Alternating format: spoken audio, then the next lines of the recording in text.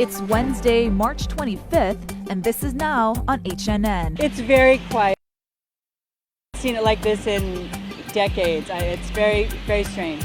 The statewide stay-at-home order is now in effect in an effort to curb the spread of the coronavirus. But right now, it's totally apocalyptic. Meanwhile, state health officials backtrack on Hawaii's first reported COVID-19 death, saying test results were misread. Ventilators, ventilators, ventilators.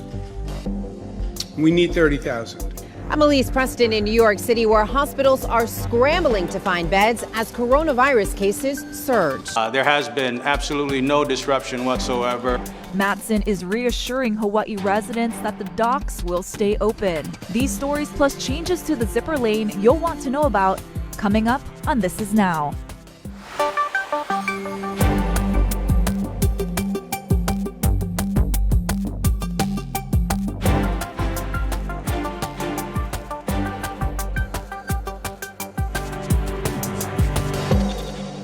Good morning, everyone. I'm Jonathan alongside Ashley here. We want to get right to the news of the morning. Starting off with this graphic, here's the total number of cases we know right now globally on the coronavirus outbreak. There are nearing 500,000 global cases, more than 20,000 deaths, more than 60,000 cases here in the U.S. now, New York being the epicenter. Ashley's going to talk about more on that in just a second. Still 90 cases here at home. That's right. We want to begin our coverage in New York, where nearly half of the country's cases are located. Elise Preston reports.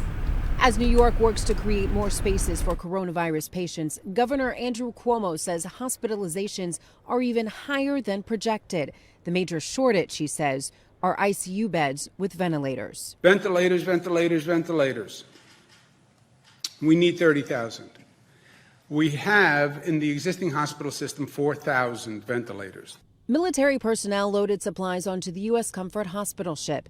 It's getting ready to deploy to New York. Projections show positive cases in New York could hit an alarming peak in just 2 weeks. Today, the governor announced a new pilot program closing many streets off to cars, all in an effort to slow down COVID-19. In New Orleans, more than half of the EMS staff may have been exposed to COVID-19, but only those who are symptomatic have been sent home. Louisiana has one of the fastest growing rates of infection in the nation. Around the country, retired doctors and nurses are answering the call for help.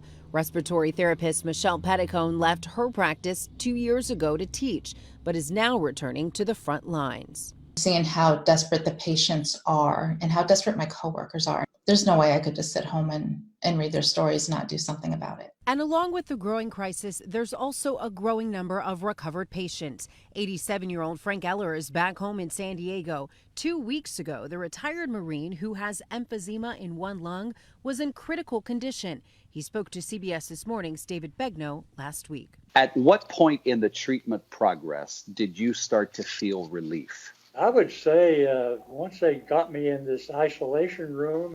A much-needed reminder of hope. Elise Preston, CBS News, New York. Here at home, state health officials say they incorrectly reported that an Oahu resident died from COVID-19 after misreading the results. A new test yesterday showed the patient was not infected with the virus. The state epidemiologist said releasing the original information they had on Monday night was a tough decision. And in a statement last night, the state health director, Dr. Bruce Anderson, apologized to the man's family and friends for the incorrect information and said he was implementing new measures to ensure it doesn't happen again.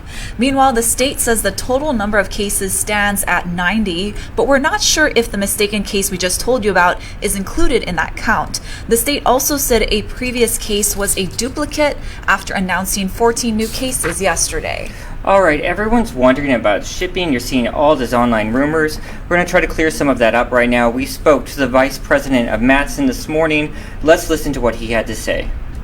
There was never a truth to any even attempt to try and shut down the harbor. There's really no need to panic when it comes to buying groceries and supplies. So we want to give assurance to not only the folks on Oahu, but also the neighbor islands, because the barges continue to operate. There are 20 sailings from Honolulu out to the neighbor islands between Matson and Young Brothers each week. So there has been absolutely no disruption whatsoever in the shipping industry.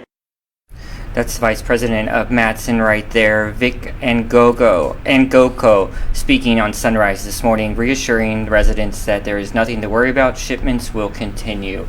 Let's talk about that stay-at-home order some more. We had someone out and about this morning. Looked like a ghost town, right? That's right. So Governor Ige's statewide stay-at-home order went into effect today, which means you should only leave your house for essential activities unless you're an essential worker. Now, Casey Lunn was at an empty Waikiki this morning, and he brings us this report. This is not a normal sight here in Waikiki. Empty beaches. As we look out at the Royal Hawaiian, you can see that people are taking the governor's order seriously. It went into effect at 12:01 this morning. We talked to visitors and locals alike about what an eerie sight this is. It's very quiet. I haven't seen it like this in decades. It's very, very strange. Yeah, it actually is a lot quieter than it usually is. There's a lot less tourists here than I'm used to seeing. I've lived here off and on for the last 5 years, and it's totally apocalyptic-like and lacking energy. Usually you come down here, there's aloha, there's people all over the beach, there's energy, there's positivity, there's upbeatness, there's a total energy about this area. But right now it's totally apocalyptic-like, and people are just consumed with fear. And when you see them, it's like people are coming across fear-driven, angry, and upset, and it's just, there's no aloha whatsoever. The streets are just so sad. They're lonely. It is peaceful with not even with spring break. And to see the beaches at spring break during this time empty is just, it's amazing. I come here once a year, and I'm used to seeing Hawaii with a lot of people. The beach is full, kids playing, and you didn't get that much of that this year. So it's just sad. It's sad. Many worry what the empty hotels and closed up shops will mean for the long term. It's scary. I worry about the people who work here. We usually visit the Moana a lot. We love the ocean vibe and sitting down there, and we go down there on Fridays, and all those people that are out of work now, it's really, that has us concerned for our friends. For those who call the streets of Waikiki home, serious concern that Hawaii's homeless population will have to fend for itself. I don't think they're doing much at all. There are churches and things that help them to get food, but as far as shelter, from what I know is the police will give you a card for IHS shelter, but that's about all I know that they do that. Many were here just trying to maintain some semblance of a routine, knowing that life as they know it is likely forever changed. You work in the solar industry. How have things been with this downturn? There's no work. Nobody wants us coming to their house. I don't think anybody wants to spend money. So I'm basically out of work. I'm also a touring musician. I play with Taimane Gardner, and both of us can't play anywhere. There's no work for either of us. The county and state government reminding everyone that it is okay to leave your home if you do need to get groceries or supplies, or if you need to leave to take care of a family member or pet. The order will stay in effect as of now until April 30th. I'm Casey Lunn for Hawaii News Now. Now, the different counties have their own orders in effect as well, and there are similarities with Governor Ige's. But in a news conference yesterday, Maui County Mayor Mike Victorino made some clarifications. He says there is a conflict between the two, if there is a conflict between the two, to follow the stricter rule. An example Victorino used is the state allows gatherings of 10 people or fewer, while Maui County's does not. Good rule to go by there from the mayor of Maui.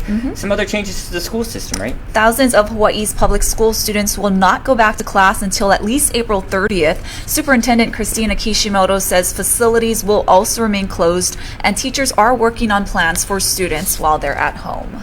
All right, guys, the market's up yet again, up 2%. That's 482 points. That's in response to all this we're hearing about the stimulus plan making its way through Congress. Ashley, you have more on that. Early this morning, Senate and White House negotiators reached a deal on the package to inject nearly $2 trillion into the economy.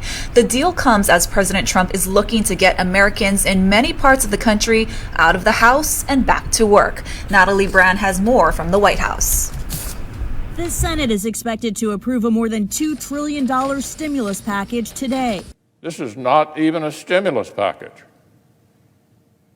It is emergency relief.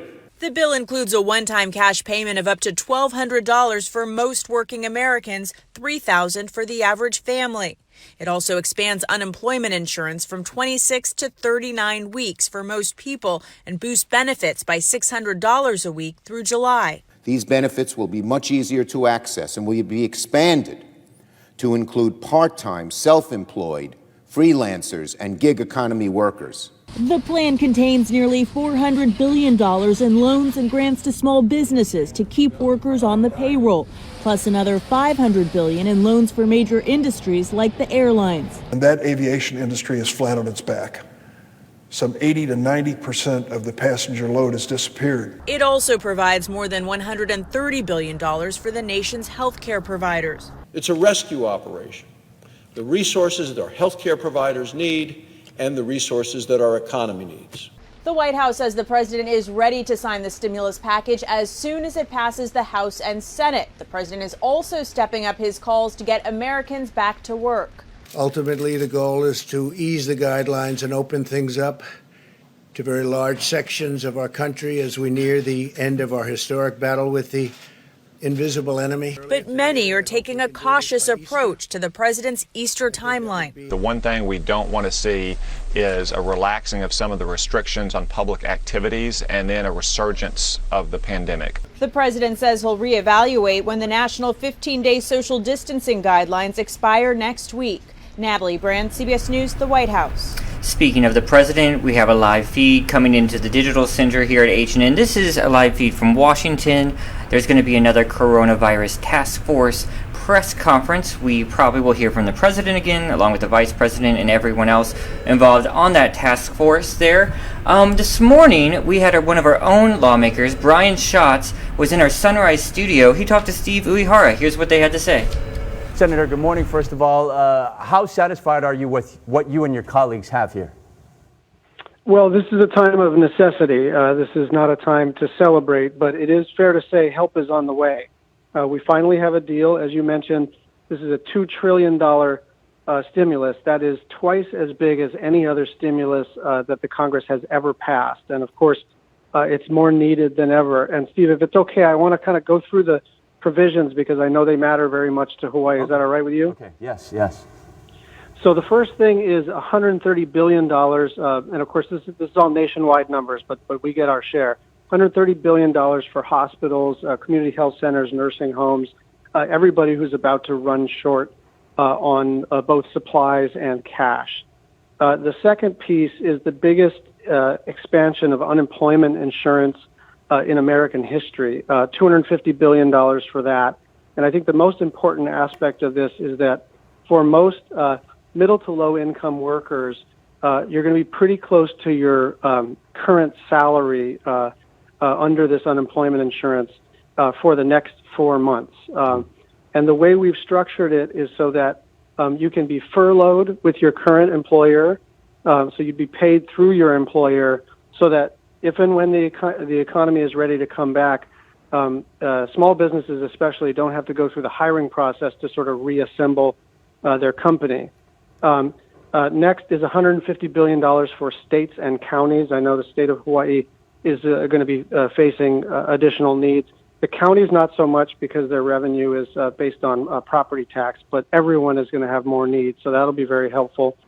And then there's a roughly $377 billion small business provision, which is basically a zero interest and forgivable loan for any small business. And small businesses are defined as 500 or fewer employees, so that's almost every employer in the state of Hawaii, to keep your people on your payroll. If you keep your people on your payroll, you get a loan that is 100% forgivable in order to do that.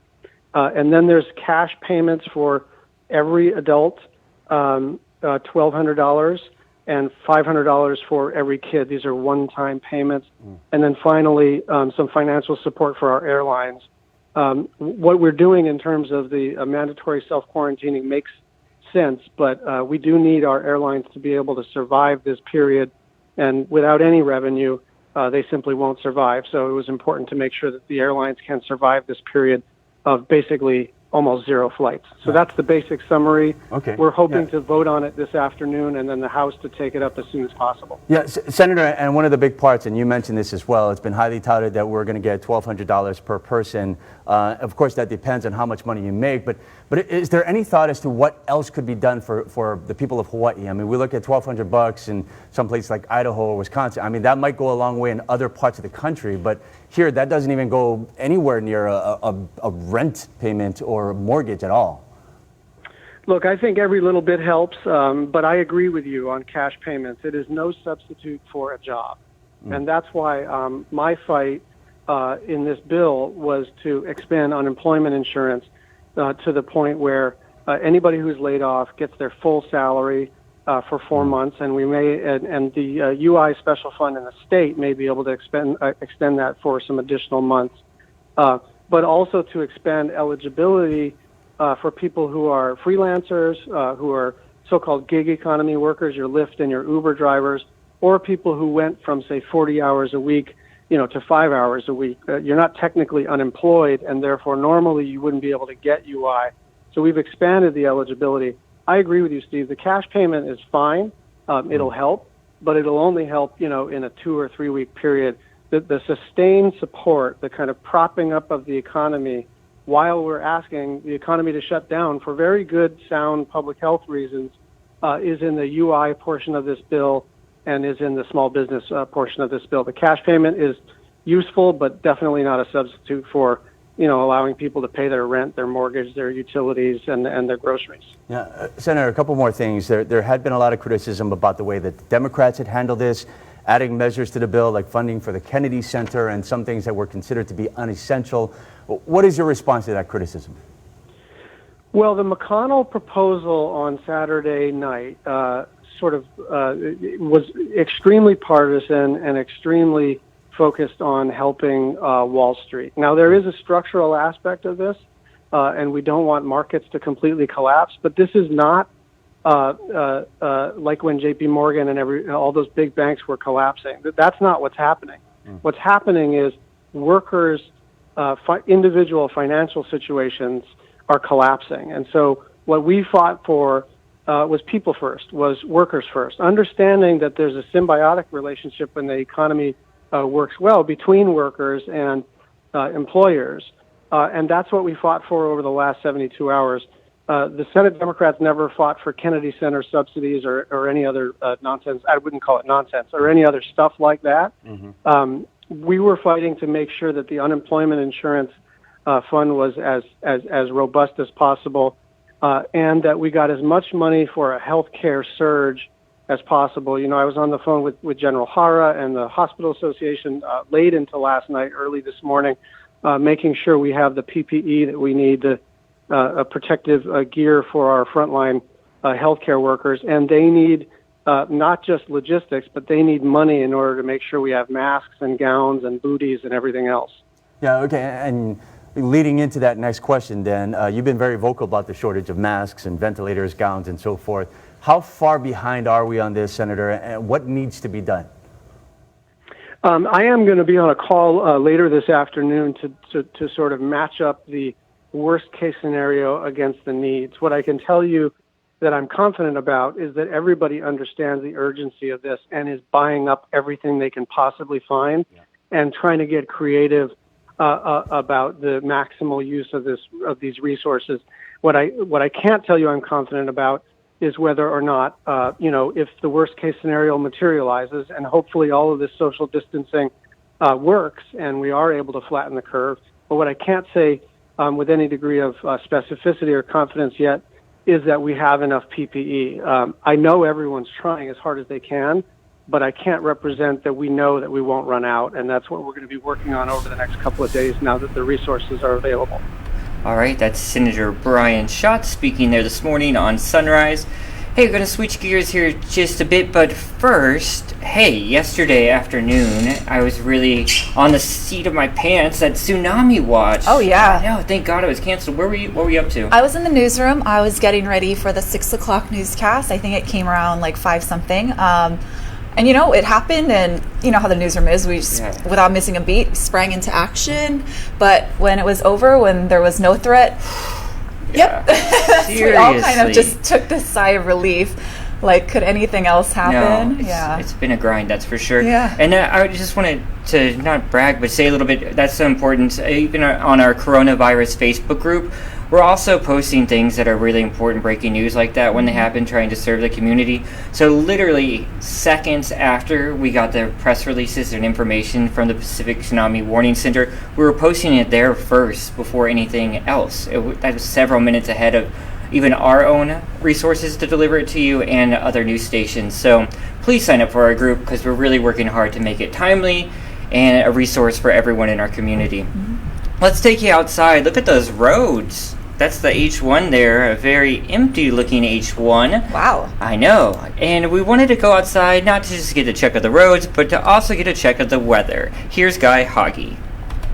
How's it on this Wednesday? I'm Guy Hoggy with your HawaiiNewsNow.com forecast. The wind advisory will go on for the rest of the day. It may even go beyond that because those winds are expected to linger at least through tomorrow. We're talking gusts upwards of 50 miles an hour that could produce some spotty power outages. Even though it's early, look at the winds, really gusty up there. Already gusts upwards of 40 miles an hour are being recorded in some areas. Now, upstream moisture plentiful, so we'll get those wind and mulchy showers mainly early in the day over the next couple of days. Increasing showers are due in for the weekend as the disturbance starts to develop to the north. Until then, we'll have scattered showers mainly in the overnight and early morning hours. We're still expecting lots of leeward sunshine in the afternoon. That's why high temperatures might approach the lower 80s. Honolulu expected to get to 83 degrees. But those winds, well, they won't be backing down just yet. And because of those strong winds, we have a high surf advisory for a wind-produced swell on the east side at 68 feet. South Shore is still big and dangerous even though the swell is dropping. So heads up. And remember, there is a limited amount of lifeguards out there. So the situation is actually a very dangerous if you're unfamiliar out in the ocean. So heads up out there. So breezy winds today and tomorrow, slowly easing up as we head into the weekend, even though they'll still be at brisk levels. Now starting Thursday night, going into the weekend, increasing clouds, increasing showers. Looks like it's going to be a soggy weekend. Keep it here on Hawaii News Now. We'll have all your severe weather updates. Awesome, guys. Thank you for that weather update. We were just talking about the roads, and there's some changes we need to talk about, and that's involving the way you commute to work, to and from. Here's Lacey Denise with those details. During your commute this morning, you may have noticed something missing on the freeway. Starting today, the Department of Transportation says they will not be deploying the zipper lane or special use lanes until further notice. This in response to Governor Ige's stay-at-home order, now in effect statewide, and the decrease of traffic on the roadways. During the closure, a contractor will be performing maintenance on the Zipmobile and barrier. The DOT says this may cause some lane closures. The governor's statewide stay-at-home mandate went into effect overnight beginning at 12:01 a.m. and continues through April 30th. And the city announced yesterday, too, that they're going to be stopping the contraflow on Kapiolani Boulevard and Ward Avenue as well. I know, all these changes got it hard to keep track of, but stay off the roads, folks. Stay at home. In other city news, Oahu licensing centers are suspending all in-person transactions. All appointments will be canceled through the end of April, and all expiration dates will be extended as well. The city also says its park restrooms will remain open except for cleaning and maintenance, and they'll be the only accessible part of the parks, which are closed to the public at this time. Meanwhile, as the number of coronavirus cases rises globally, scientists are committing entire labs to creating a vaccine. Just last week, researchers in Washington state conducted their first vaccine tests, while another vaccine is being developed in Maryland and already seen positive results after just a few weeks of trials. Here's Skylar Henry with more. Inside these test tubes and beakers could be a big step forward in the fight against the coronavirus. Dr. Gregory Glenn is the head of research and development for pharma tech lab Novavax. He and his team have spent weeks developing a vaccine. Vaccines have traditionally had an 8 to 10 year time frame for development. Clearly that's not a scenario that's acceptable here. So we're going to try to compress this timeline if at all possible. Researchers around the world are sharing information with one another, picking and plugging away at data scientists think will help fast-track a vaccine. Dr. Glenn says he's close to a potential solution, spike protein or adjuvant that'll be used to block the virus from attaching to a host. I think a vaccine is going to have a very high level of immune responses to block that because it's going to be extremely hard to interrupt that binding. And that, of course, interrupting the binding will keep you from getting sick. Scientists in Houston, Texas say they're building off of a vaccine they created to fight another type of coronavirus, Middle East Respiratory Syndrome, or MERS. If you learned how to make a vaccine for MERS, you should have 75% of the knowledge you need to get to the next vaccine.